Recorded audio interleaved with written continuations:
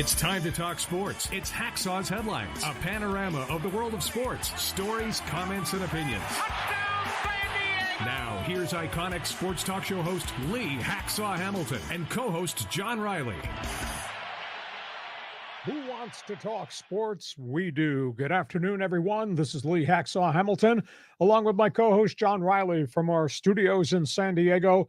It's our Thursday weekly podcast as we head towards the great sports weekend and Christmas weekend. John, good afternoon. We got a lot to talk about, but before we get started, let's introduce the new people who are joining us on live stream for the first time.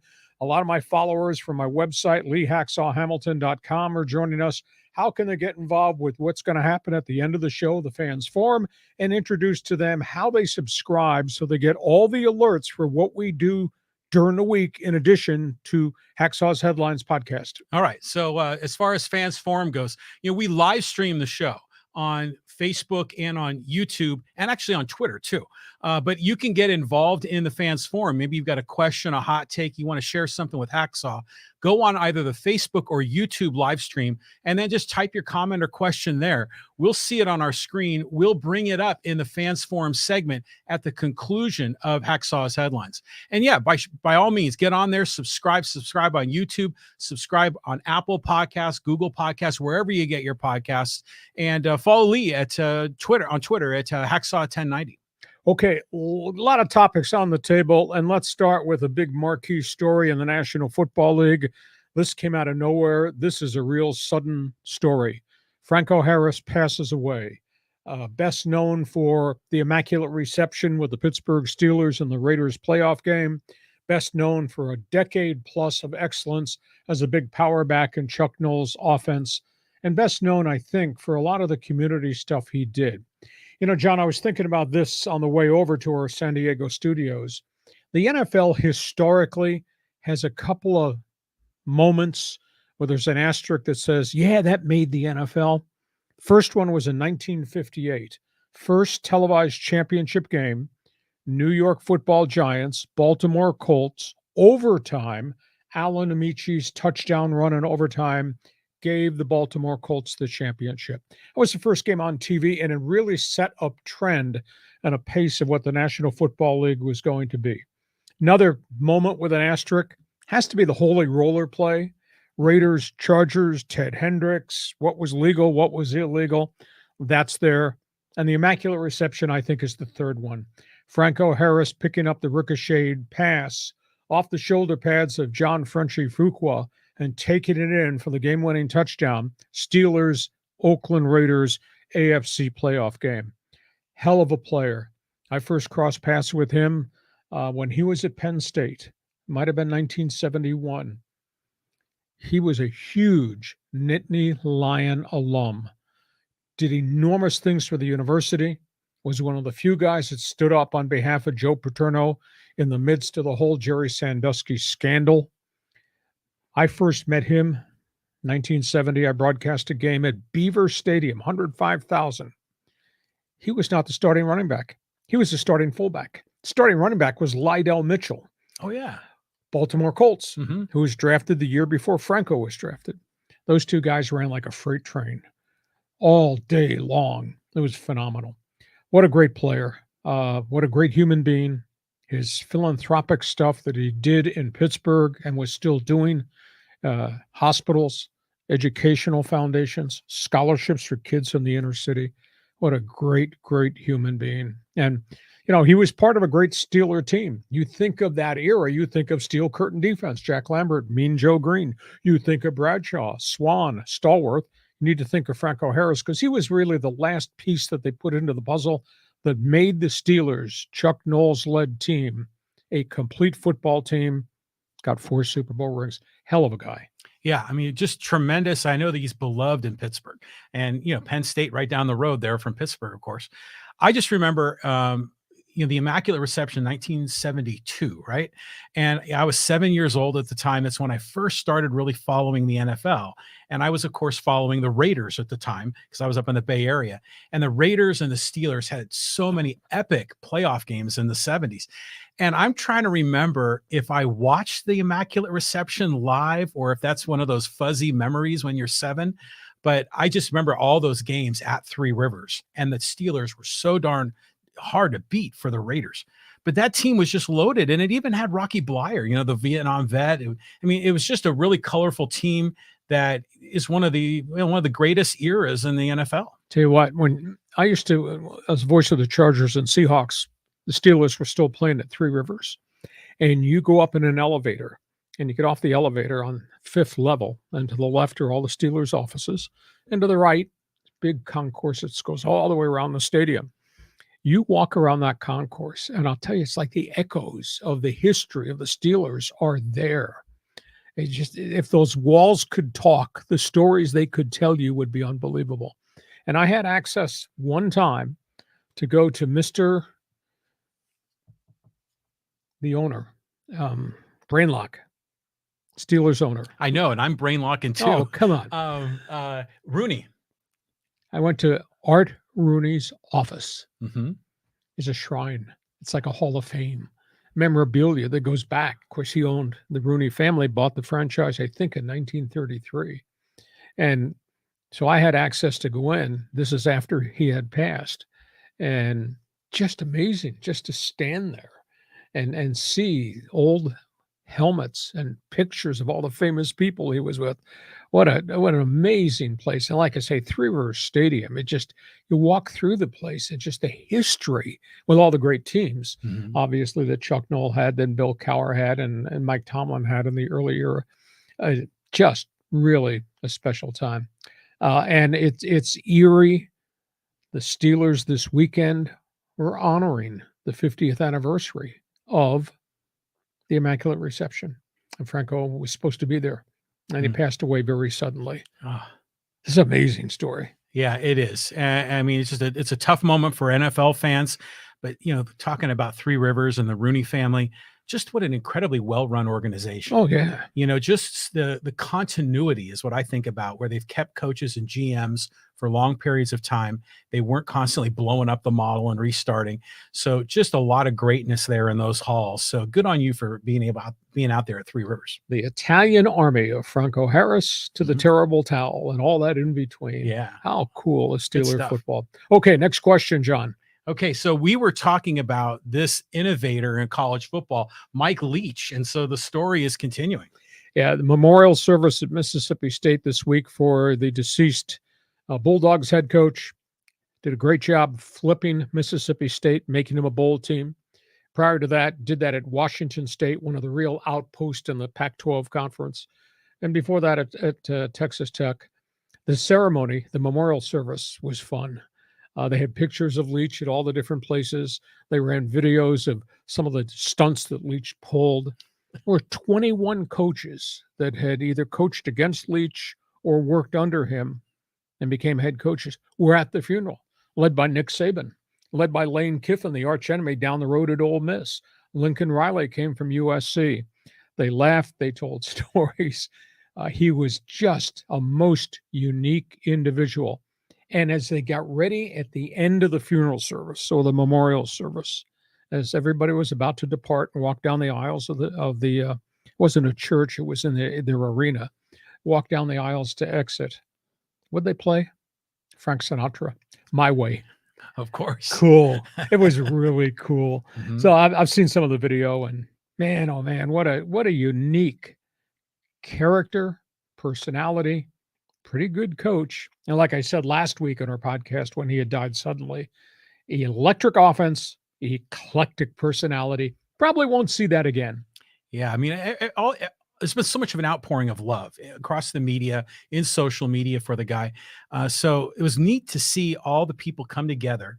It's almost like an all-star event, when they're all there. And when there's a sports figure that is larger than life, that funeral is a real celebration of life. To me, the epic of that example is when Muhammad Ali passed. Sure. And it's almost like, the Grammys or the Emmys are in the audience watching the event. It's so spectacular. So what a great way to remember a great man. Yeah.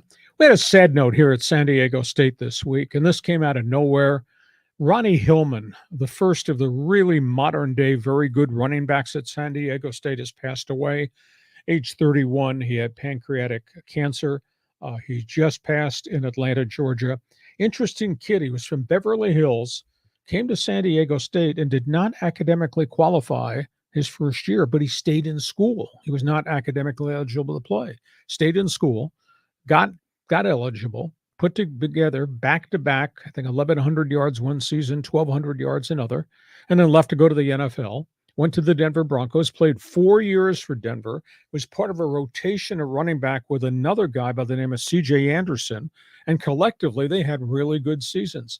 Ronnie was 4 years there, then got cut loose, went to Minnesota, but he got hurt, finished up with just a cup of coffee with the Chargers, and then walked away from football fairly early in his career. But if you look back in modern-day Aztec football, and then we separate modern day from the great Don Correa era when they were college champs in Division II and all that. But he was the first one. And then DJ Pumphrey came, and he was obviously in the Heisman Trophy race. And then Rashad Penny came. So it's too bad.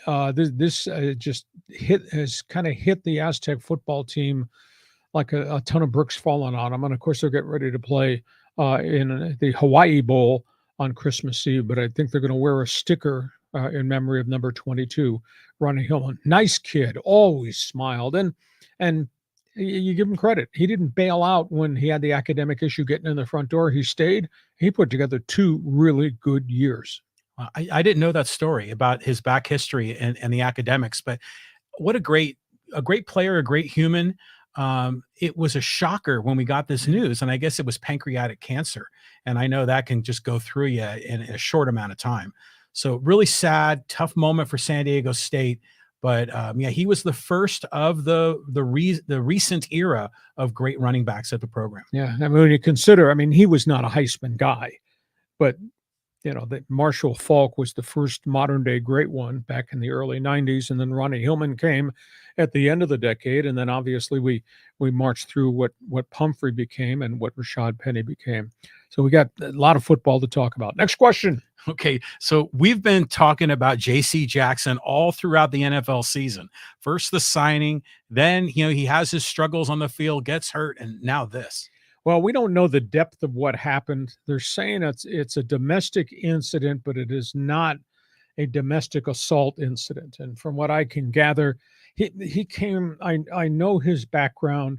He really struggled as a kid, tough life, hard scrabble upbringing, bounced around, wound up coming out here, played at Riverside City College for a year, but the kid was dirt poor, destitute, and then went back home, got himself eligible, and enrolled at the University of Florida. And the rest is history. Became a really good college player, put together some three phenomenal years with the New England Patriots, and then left and came to the Chargers.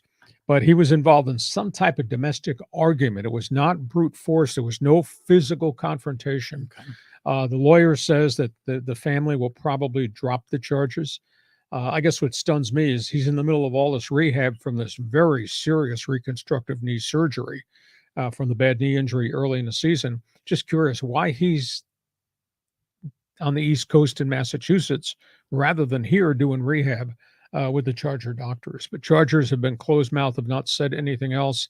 I don't know whether he'll get disciplined by the league once this thing gets adjudicated through the courts, but tough situation. Guy came from a bad situation, made himself a really good player. Now he's hit a bump in the road with his career and to a degree, I guess, with his life. Yeah, I guess when it rains, it pours, right? For the Chargers and for Jackson and his family. I'm happy to hear that it's not physical. There was no brute force. But to your point, there are a lot of athletes that come from difficult circumstances that maybe didn't have the best role models growing up, that had to make tough life choices.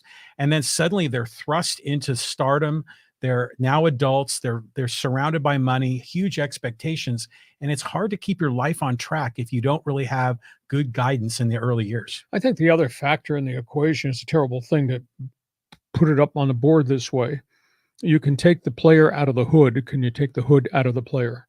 Players cannot go back home and get re-involved with bad characters that they were part of growing up. A lot of guys stay away from it. Some guys drift back into it. And money changes everything. And there's so many stories of those who got paid enormous amounts of money, who have lost it all and are now living on the streets. It's unbelievable in the National Football League, but it's a tough road to hoe if you come from poverty and you suddenly become rich, because there's hangers on, there's family issues, there's the old posse. It's tough. And I've talked to NFL general managers about how you help guys, how you direct players, so that they don't go back to where they came from and get themselves in trouble. We'll see where the J.C. Jackson story goes. I hope this works out well for him. Chargers owe him an awful lot of money. He owes them a lot because they gave him a lot of money. Yeah. Well, you got to just keep trying to get better. Jackson's got to work on getting better, and so do the Chargers. Okay, on we go. Baseball. Talk about stories coming out of the clear blue sky like a bolt of lightning. How about the San Francisco Giant Carlos Correa story? Wow. Yeah, and this was a shocker. Because we figured it was just a done deal. He was going to sign the contract. And next thing I know, he's heading to New York. All right, here's the background on the Correa situation from what I've been able to put through. The Giants committed this amount of money. He was going to sign 13-year contract, $350. Somewhere along the way, after the agreement was reached, contract had yet been signed, and after the agreement was reached, somebody got cold feet within the Giants organization and suddenly started to question the physical evaluation that he went through before the contract was to be approved. Now, Carlos Correa had a shattered ankle when he was in the minor leagues. Now, he's recovered from that. But like anything else, when you go through major bones being broken, arthritis can rear its head. Yeah. He's had 2 back issues while he was with the Houston Astros. There's only 2 or 3 seasons that he's played almost a complete season. So suddenly San Francisco gets cold feet, and they say, wait a minute, we want to go get a second opinion. Well, the agent, Scott Boras, says, okay, you go get a second opinion. We're going to go get one. So the agent took Correa into Los Angeles, met with Dr. Robert Watkins, national famous spine surgeon who treats all types of back injuries with Major League players. Watkins comes back with a written evaluation, says he is an elite athlete in elite health. Boras takes it to the Giants. Giants say, we're not getting the same vibes from the second opinion we got. We want to consider changing the structure of the contract. So I was told Boras gave them a window, and the window closed. They'd never responded. Boras avoided the San Francisco deal. And, of course, the Mets were on the back burner because Boras contacted the Mets. And overnight, just like that, at 7 a.m. one morning, you and I woke up with a cup of coffee, texting each other, and Carlos Correa is a New York Met. Holy cow. Yeah. That's the background that I have on the story. The Giants are closed mouth. This has been a catastrophic mess for the Giants. Huge credibility problem, I think, for their ownership and their leadership. If you had reservations, why did you ever do that contract to begin with? Except you want to dive to the front of the line and here's the money, the contract. It's a bad look for the Giants, and it's a bad roster situation for San Francisco, John, because all the free agents are off the board. And Scott Boras said last night, my client, that shortstop, played 148 and 136 games the last 2 years. There's nothing physically wrong with him.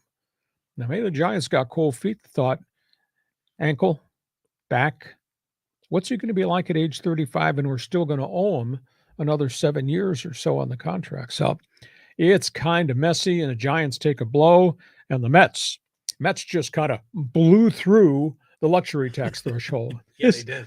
This is amazing. As of right now, when we go have pizza after we're done with our podcast, John, as of right now, the Mets payroll is $346. Whoa. $346 million. And the Mets luxury tax figure is $111 million. All-time record. So I'm not good at new math on the fly, but what's 346 and 111? That's going to be the total amount of money the Mets have invested on this roster this year. How about that? Wow. It's like almost $500 billion or $500 million, getting all my numbers mixed up. But just to go back to Correa and the Giants, as a Giants fan, I was disappointed because they've had all these opportunities to sign, some marquee free agents, get some star power in at Oracle Park, and they can't make it happen. It seemed to me like, you're right, it was cold feet. Maybe they had buyer's remorse right after they agreed to it, and this just kind of gave them a convenient out, to slip out of the deal. Doesn't reflect well on the Giants organization. But I'm telling you, I was so looking forward to seeing him with the Giants uniform play the Dodgers in LA. And that would have just been fantastic. And we kind of get deprived of that opportunity. But oh my God, the Mets, their lineup, like 1 through 9, is just outrageous. Sure. And then they've got those starting pitchers. And Correa agreed to go play third base so they could keep Lindor at shortstop. Incredible. Incredible is just one word to use to describe it. A couple others I can't use on our podcast. It's amazing. All right, let's talk about the teams in town. The teams here in Southern California. Where do you want to go? Okay, we got to talk Padres. I mean, that's the primo team here that we care about in San Diego. When does spring training start? This is so impressive what the Padres have done. You look at the free agent acquisitions, and I mean the Padres record-setting payroll. Padres have now filled virtually every slot in their lineup. And getting Xander Bogaerts is obviously a critical piece of the equation for this season. Big bat joins pretty good lineup. And for down road, in case Manny Machado opts out, or who knows what the Soto situation will be like 2 years from tonight. But the signing of Matt Carpenter, this guy's a super utility guy. He was a rock-solid contributor with the St. Louis Cardinals. Really good ball player, multi-position. Got nicked up at the end of his Cardinal career. His numbers dipped. They let him on the market. He wound up with the Yankees. After getting finally healthy, hit .305 with 15 home runs in about 2/3 of a season. Then he broke his foot, fouled the ball off it. Came back right at the end of the season. Goes on the open market. Totally healthy. Can play first, second, can play third. Can play the corner outfield spots. Loves to pinch hit. And he might even be your DH. I think that's a pretty good acquisition. So you add Carpenter there. They went and got Seth Lugo from the New York Mets. He's kind of like Nick Martinez squared. He can be a starter. He can be a reliever.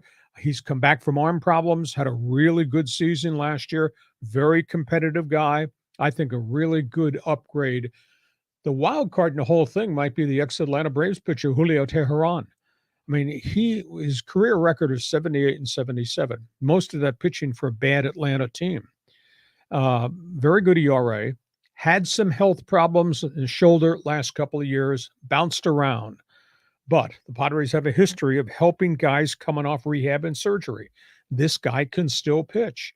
Hey, I'd take him as my number 4 or number 5 starter. So suddenly we're sitting there with Lugo and Julio Teheran, and you say, wow, those guys are proven commodities at the major league level. And as a 4th and 5th starter, John, I think those are really good players.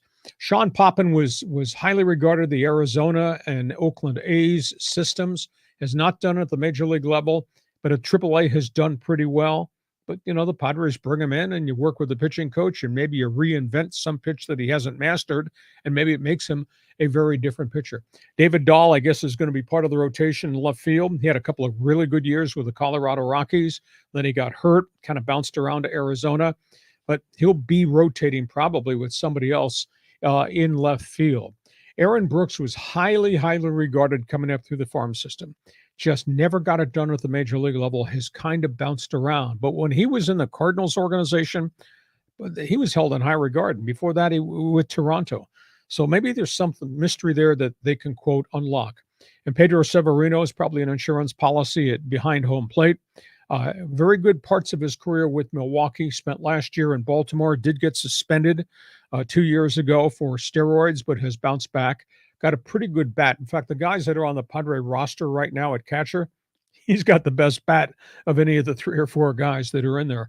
So that's where they are right now. There's not much space left. I don't think there's very much money left in the payroll and the budget to go do anything else. But I do think getting Carpenter, who is a real vested veteran, and then you add in the combo of what they got with Lugo and Teheran, I like this Padre roster from top to bottom. Like I said, when does opening day start? Now, a couple of other notes. Will Myers is gone. Now, should the Padres have approached this differently? I'll just throw this at you, and you can argue with me if you want, but you'd probably be wrong. He signed with Cincinnati. 1 year plus an option. He took a pay cut from $20 million to 6.5 to sign with the Reds. And there's $1 million buyout if he doesn't invoke the option for the second year. He's going to hit. He's going to hit at Great American Ballpark. That's a bandbox. So he'll pop home runs there. And now, if he signed in Cincy for 6.5, why would not the Padres get him signed for 6.5 or 7? It's a huge cut from $20 million. So I was a little surprised at that. Brandon Drury is going up I-5. Padres tried. Some reason that they couldn't come to terms. Angels. Brandon Drury signs with the Angels, 2-year deal. This guy was a silver slugger utility guy. Boy, I would have liked to seen him stay here. And Eric Hosmer is gone. Boston released him. They DFA'd him. Today they released him, which means he's on the open street. He'll get a job somewhere. It won't be in San Diego. I just think there's too much history here that's kind of bad, the way this whole relationship ended up. And the fact that he also hit 254 in San Diego while making $20 million per season. But he is on the open market, and he'll wind up somewhere, but it won't be anywhere near the kind of money he was making. However, the Padres owe $39 million to Eric Hosmer. They still owe him 3 years on the contract. And the Red Sox, who are, I guess, going into rebuild mode, dumped him. That doesn't say very much about Eric Hosmer's ability to play at the major league level or star at the major league level. He had good years in Kansas City. He never followed them up here in San Diego. All right, your turn. Argue with me. Well, one of the things that I love about what the Padres are doing, it's so different than in the previous years. I mean, guys like David Dahl and Tehran and Matt Carpenter, we used to sign those guys, and those were our core players. And then we'd surround them with like these AAA, 4A guys. Now, these are the guys that kind of fill in the gaps. Some of them are like lotto tickets. You hope they can turn into something. The whole method of building this team, and we have a legit rock star GM. I mean, I'm on board with Preller. I think he's done some great things. He's made some mistakes. He's far from perfect, but I think what they're doing is right on track. They're not hanging on to those prospects like they're gold. They're using them as trade chips, and I like that strategy. As far as Myers goes, we all love him. You know, he's been here for 7 years in San Diego, and, you know, he's part of the community. We saw him buying drinks in the gas lamp quarter, you know, after the playoff games. I wish him the best. And I think that bandbox in Cincinnati is a great place for him to go, put up some big numbers. It's only a 1-year deal, and maybe he comes back and, you know, gets a big contract to finish off his career. But Hosmer is done.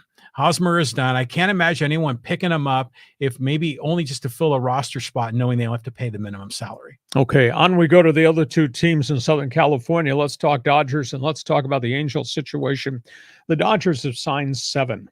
Now, they got 10 guys that are off the roster from a year ago, but what they've replaced them with is not equal to what they lost. That's a big issue. Now, the Angels have really gone through some changes. And the Angels have added 11 players overall. I'm just fascinated with the chemistry of what Angel baseball is going to be. Let's start first of all with the Dodgers. We had talked extensively about losing Tyler Anderson. We talked about what happened when they decided not to offer Bellinger, and he's gone. And Justin Turner just signed with the Boston Red Sox. So the Dodgers have really moved a lot of guys off the roster. Obviously, the first one to leave was Trey Turner, going to Philadelphia. But the Dodgers just signed J.D. Martinez, the Boston Red Sox DH. So he's going to come in. He can play a little bit in the field, but he's probably going to be more of a full-time designated hitter. And when you look at the rest of the Dodger roster or the Dodger acquisitions, it's just kind of unique. Jason Hayward's got a lot of miles on him. Maybe he'll be a super utility outfielder. Maybe he finds himself at Dodger Stadium. He's had a couple of real down cycle years.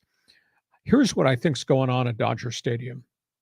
They're getting below the luxury tax. You know, they're at one point they were $100 million in budget space because of all the guys that were exiting. I don't know what they're going to be like this year, because they're going to ask 5 young players to make this next step from Oklahoma City and actually be contributors at the major league level. And they're renting the J.D. Martinez's of the world. Dodgers are preparing to make a run at Shohei Ohtani. Oh, yeah. Big time run. And I think that's why they're doing all this from a financial standpoint, is to get below the luxury tax threshold, have all this wealth, and go to the front of the line because we're the Dodgers, 4 million fans, history, legacy, including great players from the Pacific Rim. Come play for us, Mr. Ohtani. I think that's what's going on at Dodger Stadium. The Angels, it's a unique chemistry blend, and they're getting the kind of guys that grind. They're getting the kind of guys, John, who will play for the manager. And who is Phil Nevin? A grinder. Yeah, big time. It's going to be really interesting to see what the chemistry is like. But they go get Hunter Renfroe, and now they get Brandon Drury, and those two guys are gamers and grinders. And they added Tyler Anderson, who reinvented himself as a starting pitcher. They've gone into the marketplace and gotten 2 relief pitchers, Carlos Estevez, whom I'm surprised that Colorado allowed to get away. So I think the Angels' chemistry experiment is very different. And if they can keep Trout and Rendon and Ohtani on the field and healthy, and they traded for Gino Urshela, who's another grinder who wants to play, multi-position guy, shortstop, third base. They keep all those guys on the field. Angels might be a heck of a lot better than anybody realizes. Your turn. Okay, well, the Angels are in a really tough division. We got the Astros, you got the Rangers with Bochy and DeGrom. In Seattle. And Seattle is much improved. The A's are still down at the bottom of the list, but the Angels, I agree. I love Phil Nevin. I mean, I got to know him. I met him a few times here in town. I'm rooting for him. And to see them actually putting these pieces together is wonderful. But what the Dodgers are doing, at first, I thought they were clearing space to make room for Judge. But yeah, maybe it is Ohtani. This reminds me of what the Lakers did when they were clearing space to get Shaq, in the late 90s. So these teams, they've got to kind of maneuver and they've got to play their game to get in the right position. Okay, before we start on the in football and the NFL, remind all of our viewers on our live stream how they can participate in Fans Forum and talk to them about how they can subscribe so they have access to all the unique things that we offer on our new podcast weekly. Okay, so Fans Forum's already filling up. So thanks again for everyone that's jumping in. We're going to get your comments involved in the Fans Forum at the end of this podcast episode. So you can just type in your questions and comments on the Facebook or on the YouTube live stream. And then be sure to subscribe wherever you get your audio-only podcasts and on the YouTube channel for Lee Hacksaw Hamilton. Subscribe, hit that bell, and get all the alerts. And by the way, if you like sports, if you're a longtime listener and a follower, even if you're a hater, check my website out. It's all written. I write on it every day. It's LeeHacksawHamilton.com. Best 15 minutes in sports, Hacksaw's headlines. One man's opinion column today on sports and politics. You won't want to miss that. You'll probably be yelling at me by the time you're done reading it. I enjoyed it. Okay, let's talk NFL football. Here's my favorite phrase. What was that? What was that? Let's talk about what happened, first of all, in the New England Patriot Las Vegas Raider game. And then we'll talk about what happened in the Colts Minnesota Vikings game. Bill Belichick, control freak, unbelievable Hall of Fame career, all those rings. Granted, they're struggling right now post Tom Brady. But his whole thing is teaching players. John, this is the system we're running. This is your responsibility. This is what you do in these certain situations. Where did this return come from? Ramondre Stevenson ran for 172 yards in a game against the Raiders. Final play of the fourth quarter in a tie game, 34-34. Run the football. He busts a big run through the seam, gets to the second level, sheds tacklers, is going towards the sidelines. It's the final play of the game. Nobody's got any timeouts left. He can't get out of bounds. So kneel down, fall down, or go out of bounds. Time's expired. And just live for the next series, which will be in overtime.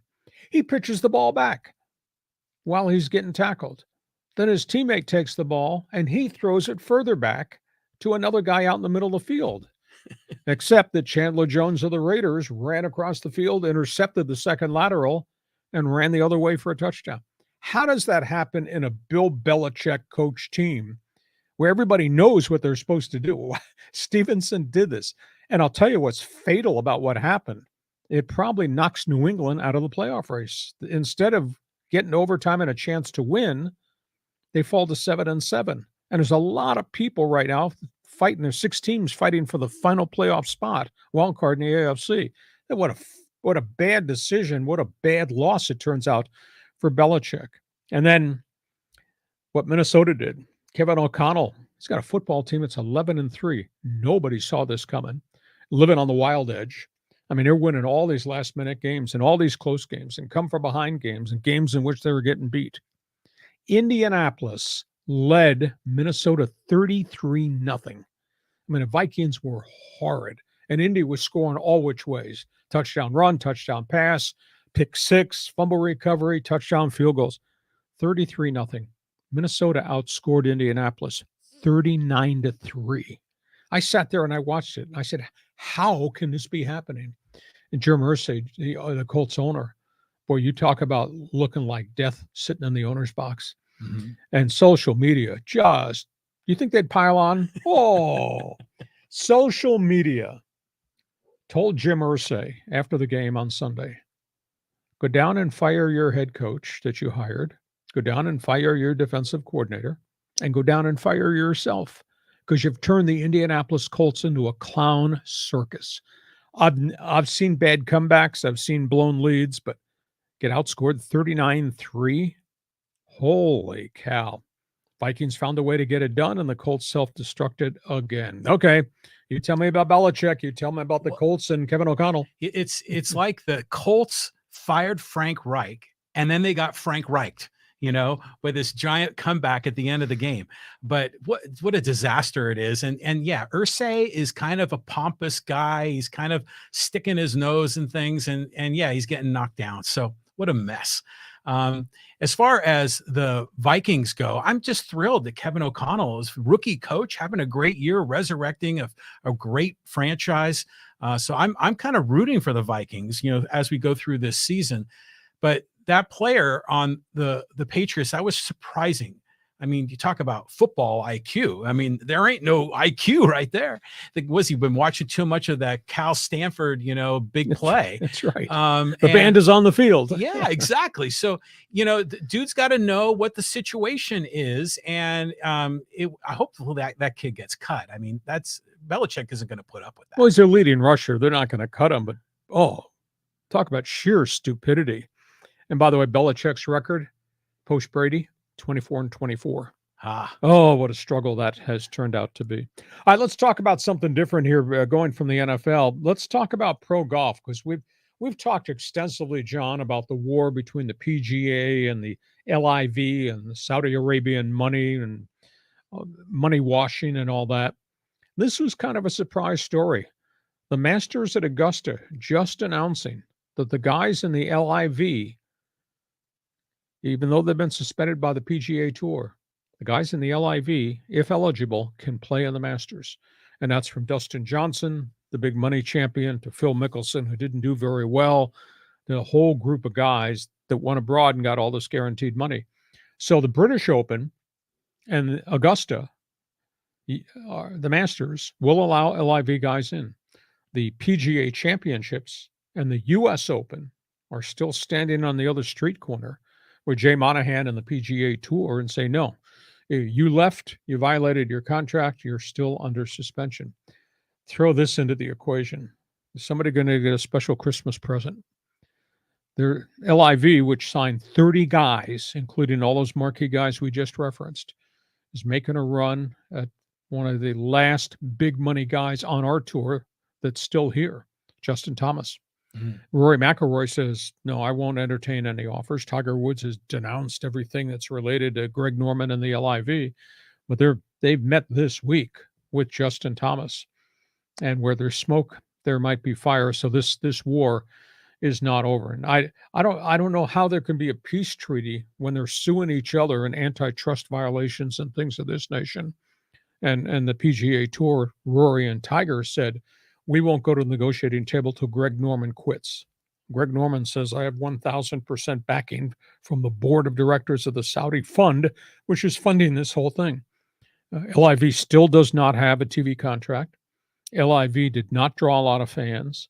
They don't have any marketing partners here in the States.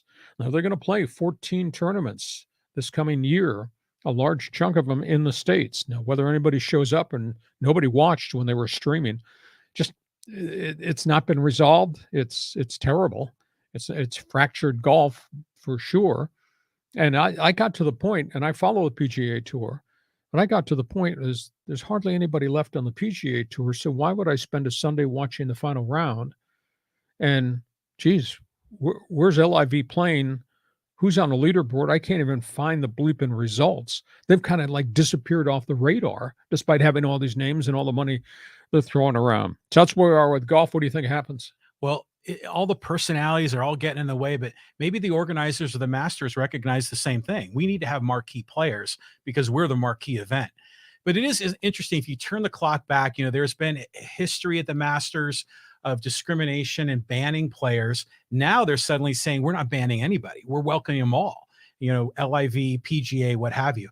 As a golf fan, I like to see them all playing. I like to see that. And as a person that appreciates and understands capitalism, I like to see the competitive leagues kind of getting involved, offering more money for players, and that's going to change the way the PGA does business. Well, it has changed it financially already in terms of what they're committing prize money to each of the major tournaments and what they're doing for funding the young tour of players. But there's so many good guys have left the PGA. Who's going to be left to play? Will they develop a next wave of stars? And if the LIV cannot get a TV network commitment to put their tournaments on here, how do they sustain what they're doing? Because they're spending a phenomenal amount of money. So that's the latest there. We'll have to hold our breath and see if another guy leaves. Is that guy Justin Thomas? Is he going abroad? All right, you're going to corner kick me one more question here. Yeah, and this is another kind of a tough story going on in the world of sports, and another one of the greats is in a bit of difficulty. Yeah, let's talk about post-World Cup soccer. This is not good news. Pele is age 82. He's in hospice in Sao Paulo, Brazil. He's been fighting pancreatic cancer. It's come back again. So we're waiting. We know how I think this is going to end up. But he was very, very vocal about the World Cup within the last couple of weeks. He did an interview, brief interview, from the bed in the hospital in Brazil. But it's sad. He's going to pass, and we've had great players that have come and gone. But man, he was the first one. And I think I told you the story. I stood on the sidelines of the Meadowlands in the 1970s as a young reporter, and I watched him play for the New York Cosmos in the NASL, and they were playing before 77,000 fans, and I just could not believe the crowd, could not believe how gifted he was as a player. So that's the story with Pele. Lionel Messi, we talked about last week. He was approached by David Beckham. Would you be interested in coming to MLS and play for Inter Miami? At age 36, he'll listen, but he's also been recontacted by FC Barcelona. Oh. And Paris Saint-Germain has now entered the negotiations from France. So he's going to have a chance to look at big money, at least from Paris Saint-Germain and from Football Club Barcelona. MLS has got some limitations as to what they can pay him, but you can make that up with marketing deals. So that's a fascinating story to see what Lionel Messi is going to do. Nobody wants this guy. What's going to happen to Cristiano Ronaldo? I mean, he got to the finish line of the World Cup and he pouted and he got benched and then he moaned and then he cried after Portugal got beat. So at this point, the question is, who wants this guy? Because Manchester United released him during the World Cup, said, go. And he gave his money back to Man U. Where's he going? Who's going to play for? And who wants that baggage? It now seems to be carrying on with him. That's a really interesting story as we go towards the reopening of the second half of the EPL season and the transfer window and all that. And one final note, TV ratings, World Cup soccer, the final game, Argentina, France. Let me make sure I get this right. On Fox, 16.8 million viewers, all-time high. Right on. Right on. Yeah. Telemundo, 9.4 million here in the States. Oh, great. The Spanish broadcast combined 26.2 million soccer fans in the U.S. watched the championship game. That's a staggering amount. That's kind of pushing the limits of Super Bowl Sunday. Yeah. I mean, it's great to see that America is really warming up to soccer. For the longest time, people used to mock it and ridicule it and criticize it for the 0-0 ties. Nil. Use the language, yeah. please, correctly. And but it's great that people are appreciating. I think it's all part of the world, just becoming, the world's smaller, right? And we're a lot more connected to nations and other cultures around the world. So, great to see that progress here in the United States. What's out there on the horizon? Well, it's 2026 U.S. World Cup. Yeah, U.S., Canada, Mexico hosting.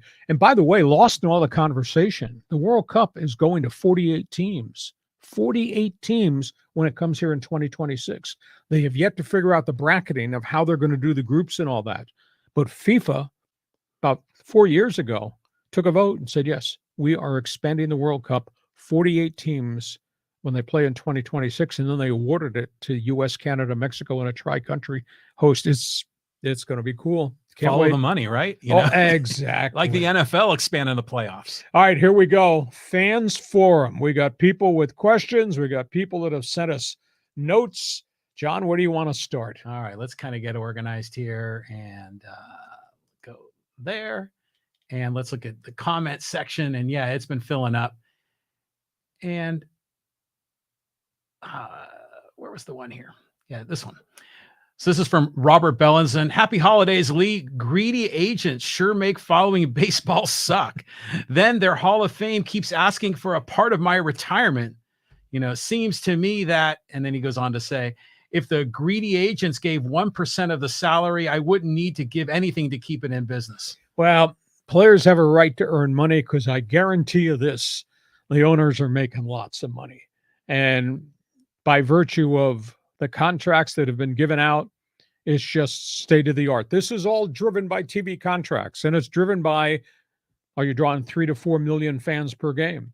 So there's a lot of money in baseball. It's no different in baseball. In fact, it's probably catching up in baseball than what it has become in the NBA and what it obviously is for the superstars in the National Football League. So we're going to have great seasons. We're going to have a lot of stars. There's some things, and we'll talk about this in a future podcast, things that I still want to see changed about Major League Baseball. But please, Robert, if the agent came to you and said, we're going to offer you $30 million to participate in Hacksaw's podcast, you turn them down? No. Give me my $30 million. Let me go play shortstop or DH or pitch out of the bullpen for you. Yeah. So this is great. So many good comments here. And there's another one this is from Michael. He says, missed out on Correa. Are we talking about the Padres here? I mean, how many shortstops do they already have? Well, I know the Padres missed out on Correa. I definitely know the Giants have missed out on Correa. And I'll tell you, Farhan Zadeh, the general manager, is under enormous criticism of how could you let this happen? So I don't know. San Francisco is going to be a real substandard team now because he was going to be the focal point. And, they've got one very good pitcher in Logan Webb, and they got 4 guys that are probably number 3 or 4 pitchers, fill out the rest of the rotation. But I don't know what to do with the rest of their batting order now. I mean, Correa was going to be the focal point of everything. Maybe they go back and re-sign Brandon Belt. Brandon Crawford obviously is still there. Wade, the young outfielder who got hurt last year, he's still there. But Giants are really a substandard roster compared to what's at the top of the division, San Diego, Los Angeles. Yeah, I think my dog Nona wants to get in on the fans forum here. So, yeah, the Giants, they need some marquee names, and there's really who's left, in the free agent pool. So that's tough. I mean, here's another comment. This is from Dave Griffin. He goes, I want to talk sports with you. Love the Hacksaw and a fan for years. Well, thank you. We're here every Thursday with our live podcast, live stream, and then we also add things during the course of the week. And I invite you to check my website every day. It'll be the 3rd smartest person in this room beside me and John if you read LeeHacksawHamilton.com. Next question. Okay, so these are the comments that come in on the YouTube channel. People, responding to the videos, and there's some really good comments here. So let's get a few of these in. And this one is from Mark Bachner talking about the Angels pitching. He says, you are underselling Sandoval and Suarez. Sandoval was almost unhittable in the second half, and Suarez also got it together in the second half, just like Detmers did. All 3 of them took a giant step forward. Oh, I think I agree with you wholeheartedly. Those are not nationally known names. The problem with the Angels, and lost in all the conversation of the bad season, everybody kept saying, don't have enough arms, don't have enough arms. Well, they needed depth. They didn't hit last year. Their team batting average was 233, Mark. I mean, I was shocked when I look at the end of the season stats and saw that, but they had so many guys injured. I'll tell you, they're going to be a surprise team. I don't know if they're going to be the first place team in the West, but if they keep that pitching staff, and you're correct about where Suarez came from and the other pitchers, and now you add what they've brought in as insurance policies, it's going to be a deep team, and it's going to be a better hitting team. And I think that's a critical piece of this equation. Yeah, I mean, it's really great to see that the Angels are making strides while the Dodgers remain great and the Padres are making moves too. All right, let's move over here, and we got a comment here from Chad McFly.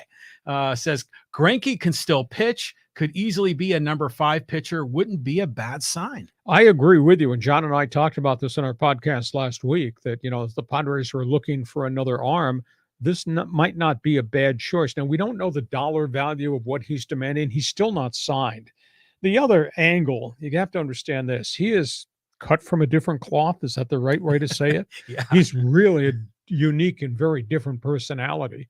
And if he can handle that, now he's in Kansas City. Maybe he's going to re-sign with the Royals and just finish up there. But he has had a really good career. And if you look at his statistics, even when he was pitching for a bad Kansas City Royals team, he owned the games that he started. And then obviously I thought he pitched pretty well for the Angels for a chunk of time too. So maybe he's just going to stay in Kansas City because he's just offbeat. He's really different. But I concur with you.